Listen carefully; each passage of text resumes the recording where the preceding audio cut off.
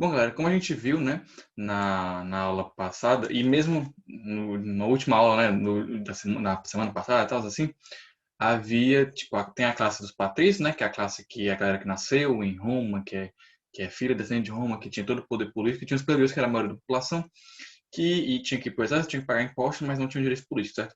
Vamos ver várias tensões é, entre os patrícios e os plebeus, né?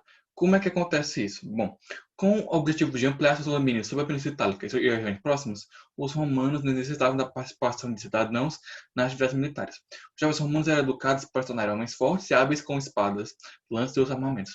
O objetivo dos polícias era formar um grande exército para que Roma pudesse expandir sua influência em outras regiões. Grande parte do exército é formado por massa plebeia, né, como a gente já viu, que era obrigado a servir quando convocado.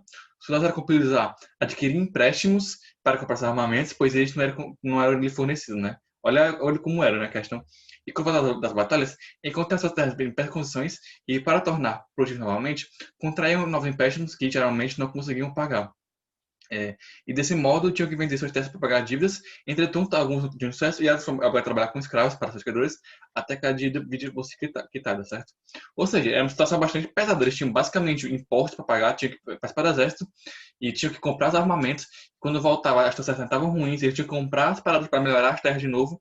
Ou seja, eles tinham basicamente nenhum participação político e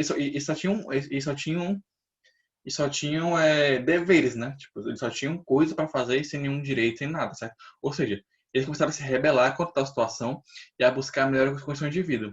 Eles reivindicaram o fim da escravidão por dívidas, o direito de participar das decisões políticas e da divisão das terras conquistadas, né? E como conquistou territórios por Roma, o comércio começou a ganhar importância, né? Os plebeus que faziam comércio enriqueceram. Com isso, passaram a ser chamados de homens novos cavaleiros e, devido à importância da sua atividade em Roma, buscaram mais direitos, como a participação das magistraturas e até mesmo na decisão do Senado. Ou seja, tinha a massa plebeia que ela queria mais direitos, né? Alguns plebeus eles conseguiram ficar ricos, né? E conseguiram ficar ricos e muitas vezes eles eram mais ricos até do que alguns dos patrícios, né? Ou seja, eles tinham mais poder econômico, mas eles queriam justamente o poder político, o poder de influir nas decisões, o poder de fazer parte da vida política de Roma, né? E haveram várias tensões e haveram várias revoltas nesse período, né? Tipo, de patrícios, de plebeus querendo se revoltar com os patrícios, querendo mais poder e tal. E aí, em um primeiro momento, eles não tiveram sucesso, né? Tipo, tanto os pobres como os homens novos, não, os pobres como os ricos, né, os homens novos, não tiveram sucesso, não tiveram uma reivindicação aceita.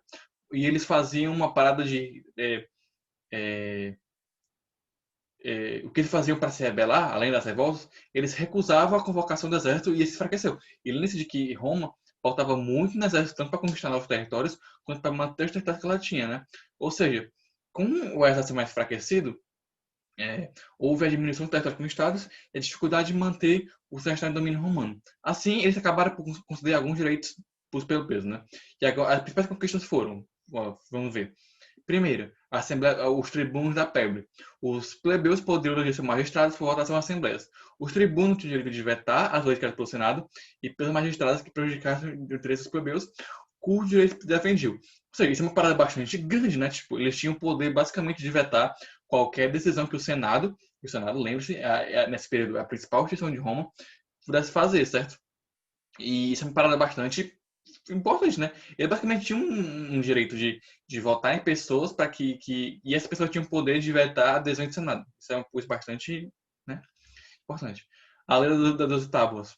A partir desse momento, as leis de Roma passaram a ser escritas e não era mais baseadas em apenas costumes transmitidos é, pela família patrícia, né? As reis romanas foram gravadas em 12 placas e ficavam disponíveis ao acesso de todos os fóruns, o que permitiu que os plebeus tomassem conhecimento delas e buscassem mais direitos, né? Ou seja, antigamente as leis eram basicamente passadas oralmente, na tradição oral. Quem tinha conhecimento delas era mais os patrícios, a massa pobre da população, né? A massa principal da população romana não sabia. E agora, sabendo disso, eles poderiam buscar seus direitos. A Lei Canulea autorizou o casamento entre plebeus patrícios, que até então proibido. Lembre-se de antes que não era possível, né, você casar com um plebeu patrício. Isso vai começar a partir da Canulea. A Licinha Sexta, outra coisa importante, aboliu a escravidão por dívidas, permitindo que plebeus adquirir essa conquista pela expansão territorial e também sua participação nas magistraturas, como cônsules, até mesmo como membro do Estado. Ou seja, eles não tinham mais medo de que dívidas pudessem transformar eles em escravos. Né? Eles poderiam agora gastar mais dinheiro e poderiam ir atrás de terras, recursos e tal, e se enriquecer a partir disso. Né? A Augúnia estabeleceu a igualdade religiosa entre plebeus patrícios, possibilitando a participação de plebeus em cargos públicos, em sacerdotais. E a Lei Hortência ratificou as decisões tomadas pela Assembleia da Plebe, certo? Ou seja, dá para ver que eles conseguiram vários direitos, né? Em vários aspectos, eles conseguiam direitos que davam eles algum tipo de decisão política, né? De influência política. Porém, eles não conseguiram mudar a principal característica da sociedade romana. O poder ainda permanecia concentrado na aristocracia patrícia, né? Os plebeus que conseguiram ser totalmente eram os ricos, os comerciantes, sendo que, há muitos casos, eles conseguiram esse poder social a partir do casamento entre plebeus e patrícios.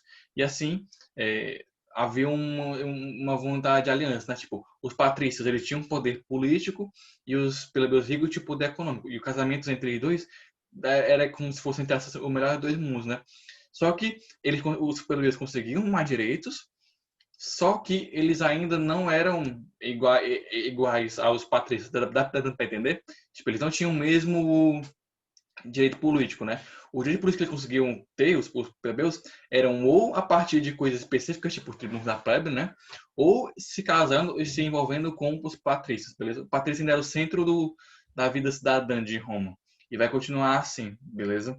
E sempre vai ter umas tensões entre a massa. E lembra que a massa pobre, ela vai conseguir algumas coisas, só que ela ainda vai ser bastante prejudicada, né? Ela ainda vai ter que ir pro exército, né? Vai ter que pagar os impostos. A escravidão por isso acaba, mas tem outro tipo de escravidão, beleza? E ainda vão ver tensões a partir disso, certo?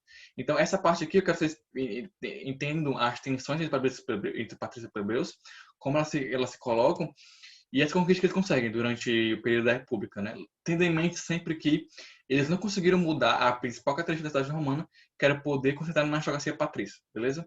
E na próxima vai falar um pouquinho sobre o expansionismo romano, né? Como Roma vira de uma cidade a um império, beleza? Até lá.